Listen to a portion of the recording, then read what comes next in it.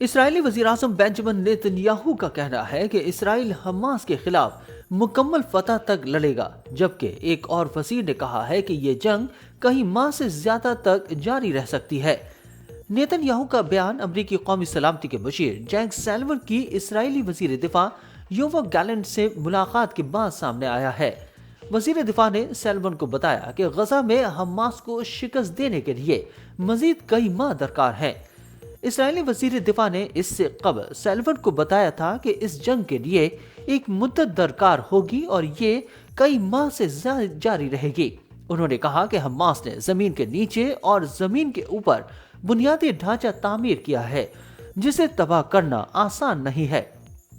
Nitin Yahoo نے تل Aviv میں اسرائیلی وزارت دفاع کے ہیڈ کوارٹر کریا میں اپنی جنگی کابینہ کے دیگر ارکان کے ساتھ سلیون اور دیگر سینئر امریکی عہدیداروں سے ملاقات کی۔ یہ تبصرے بائیڈن انتظامیہ کے لیے بھی واضح رد عمل تھے، جو اسرائیل پر حملے بند کرنے کے لیے دباؤ ڈال رہی ہے۔ امریکی صدر نے رواں ہفتے کے آغاز میں خبردار کیا تھا کہ اسرائیل بین الاقوامی حمایت کھو رہا ہے۔ دورہ اسرائیل سے قبل امریکی قومی سلامتی کے مشیر نے وال اسٹریٹ جرنل کی ایک تقریب میں کہا تھا کہ وہ جنگ کے خاتمے کے لیے ٹائم ٹیبل پر تبادلہ خیال کریں گے اور اسرائیلی رہنماؤں پر زور دیں گے کہ وہ انتہائی شدت کی کارروائیوں سے مختلف مرحلے کی جانب بڑھیں۔ اسرائیلی وزیر دفاع سے ملاقات کے بعد سلیون نے تفصیلات بتانے سے انکار کرتے ہوئے بات چیت کو تعمیری قرار دیا۔ امریکی قومی سلامتی کے مشیر جمعہ 15 دسمبر کو رملہ میں فلسطینی اتھارٹی کے سربراہ محمود عباس سے ملاقات کریں گے۔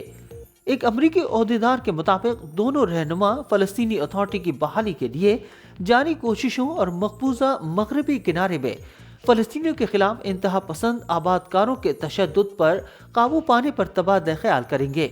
دوسری جانب نیتن یاہو نے کہا ہے کہ جنگ کے بعد غزہ پر حکمرانی کے طریقہ کار کے بارے میں واشنگٹن کے ساتھ اختلاف ہے۔ ہم نے تجویز دی ہے کہ اسرائیل اس علاقے کے لیے مجموعی سلامتی کی ذمہ داری برقرار رکھے گا۔ غزہ میں حماس کے خلاف اسرائیل کی جنگ میں فلسطینیوں کی شہادت کی تعداد پر بین الاقوامی تشویش میں اضافہ ہو رہا ہے۔ اس جنگ میں اب تک 18,000 سے زائد جانیں جا چکی ہیں۔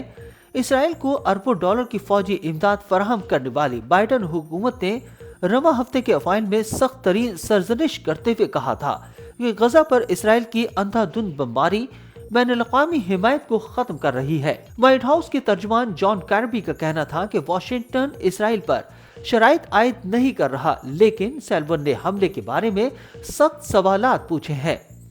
نیتن یاہو اور ان کے وزراء کی جانب سے اشتعال انگیز بیانات کے باوجود اسرائیل پر دباؤ تیزی سے بڑھ رہا ہے۔